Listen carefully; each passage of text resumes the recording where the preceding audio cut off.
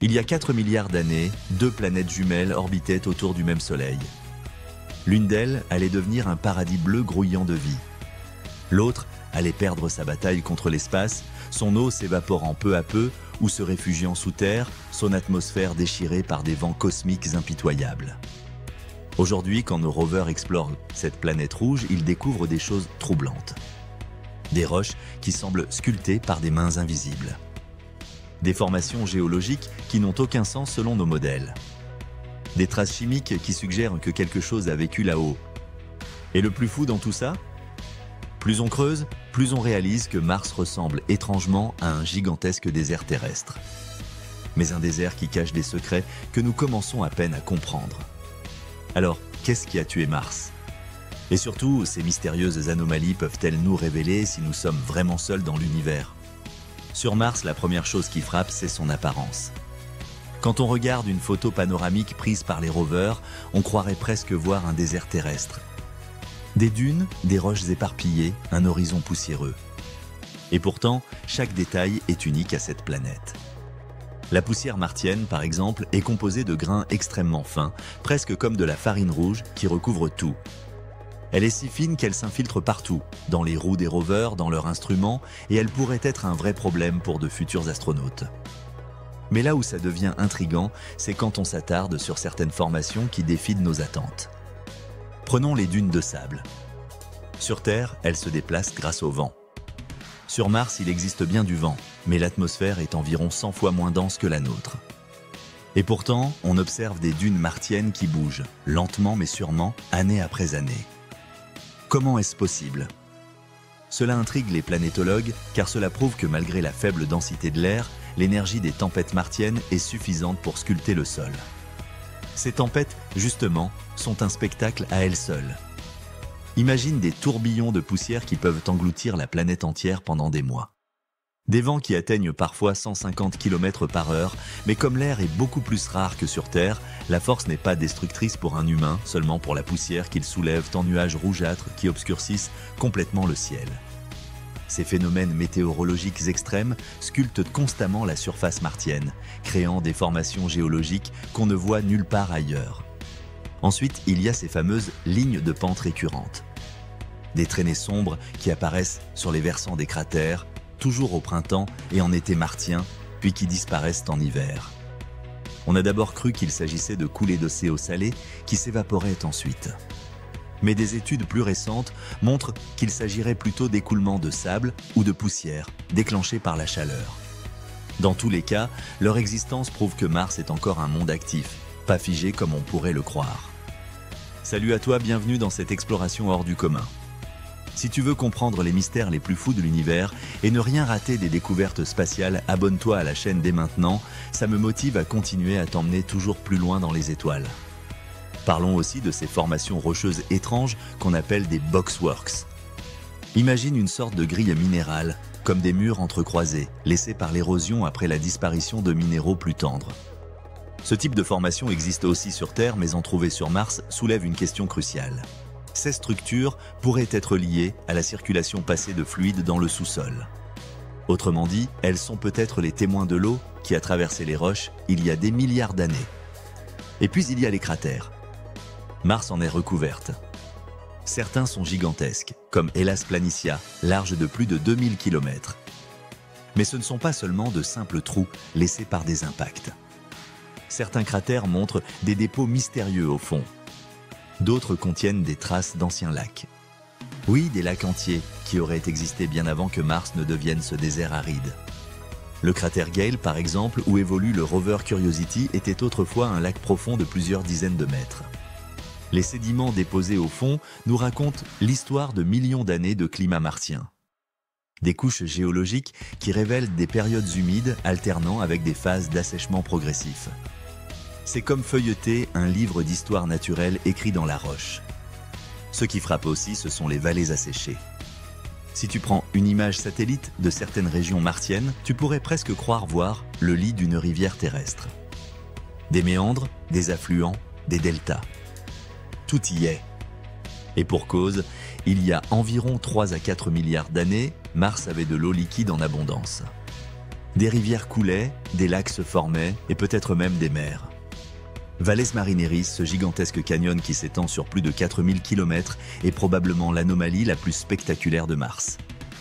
Profond de jusqu'à 7 km par endroit, il fait notre Grand Canyon paraître minuscule. Ce n'est pas seulement un fossé creusé par l'érosion, c'est une cicatrice géologique qui témoigne de l'effondrement de la croûte martienne, probablement liée à l'étirement de la planète près de la région volcanique de Tharsis. Alors pourquoi est-elle devenue un désert? Tout commence avec son atmosphère. Mars en possède une, mais elle est extrêmement fine, composée surtout de dioxyde de carbone. Cette atmosphère n'est pas capable de retenir la chaleur, ce qui rend la surface glaciale malgré la proximité relative du Soleil. La raison de cette fragilité vient du fait que Mars a perdu son champ magnétique il y a très longtemps. Sur Terre, ce champ nous protège du vent solaire, un flux de particules venant de l'espace. Sans cette protection, Mars a vu son atmosphère littéralement érodée et souffler dans l'espace au fil des milliards d'années. L'eau de surface s'est évaporée ou s'est transformée en glace souterraine, laissant derrière elle ces paysages des rivières émortes et de vallées fantômes. Mais ce qui rend ces anomalies fascinantes, c'est qu'elles sont comme des indices laissés sur une scène de crime. Elles nous disent que Mars n'a pas toujours été ce désert désolé, qu'elle a peut-être été une planète couverte de mers et de lacs, et que si la vie devait apparaître quelque part en dehors de la Terre, Mars était un candidat idéal. Pour étudier tout ça, nous avons envoyé des éclaireurs. Des satellites comme Mars Reconnaissance Orbiter, capables de cartographier la surface avec une précision incroyable. Des rovers comme Curiosity, qui a découvert des minéraux formés en présence d'eau. Ou encore Perseverance, qui explore actuellement le cratère G0, un ancien delta où l'eau a coulé autrefois. Chaque image, chaque échantillon nous rapproche un peu plus de la vérité. Le rover Perseverance, justement, a fait des découvertes troublantes dans le cratère G0. Il a identifié des roches sédimentaires qui se sont formées dans un environnement lacustre. Ces roches contiennent des structures qui intriguent les chercheurs, certaines rappelant ce qu'on observe sur Terre quand des microbes laissent leur empreinte. Ce n'est pas une preuve de vie, mais une piste fascinante à explorer. Les anomalies visuelles ne manquent pas non plus. Certains clichés montrent des roches en forme de visage, de statue ou même de porte. Bien sûr, la plupart sont des illusions d'optique, ce qu'on appelle la pareidolie, notre cerveau qui cherche des formes familières dans le hasard. Mais elles contribuent à nourrir la fascination populaire pour cette planète. Il existe aussi des anomalies plus techniques. Par exemple, des variations inattendues dans la composition du méthane dans l'atmosphère martienne. Parfois, les instruments en détectent, parfois non. Et sur Terre, le méthane est souvent lié à la vie. Alors d'où vient-il sur Mars? Est-ce une production géologique ou un signe ténu de quelque chose de plus? Les calottes polaires martiennes cachent elles aussi leurs secrets. Composées principalement de glace d'eau et de dioxyde de carbone gelé, elles changent de taille selon les saisons. Mais sous cette glace se cache peut-être l'une des plus grandes réserves d'eau de la planète. Une ressource vitale pour de futures missions humaines. Toutes ces questions font de Mars un puzzle géant. Et ce puzzle est loin d'être terminé. Aujourd'hui, les chercheurs utilisent aussi les déserts terrestres pour s'entraîner.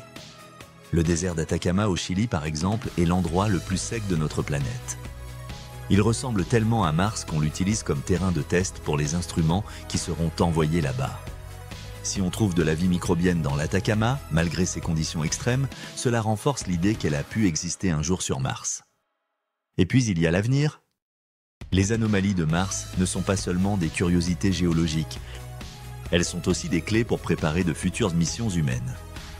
Comprendre comment la poussière se déplace, comment l'atmosphère interagit avec le sol, où l'eau est cachée sous la surface, tout cela sera vital pour établir une présence durable. Ce qui est fou, c'est que plus on découvre, plus Mars nous semble familière. Elle est étrangère, mais en même temps étrangement proche. Comme un miroir de ce que la Terre aurait pu devenir si les choses avaient tourné autrement. Mars nous montre notre propre fragilité, mais aussi notre capacité d'adaptation. Les missions futures promettent des révélations encore plus surprenantes.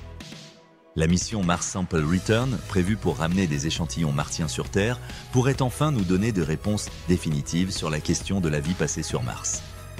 Et les projets de missions habitées nous rapprocheront encore davantage de ces mystères rougeoyants. Alors oui, Mars est un désert. Mais c'est un désert qui nous parle. Ces anomalies remarquables ne sont pas de simples curiosités géologiques, elles sont les fragments d'une histoire ancienne, peut-être celle d'une planète qui a abrité la vie. Et elles sont surtout une promesse. La promesse que tôt ou tard, nous marcherons sur ce sol rouge pour résoudre nous-mêmes ces mystères. Et qui sait ?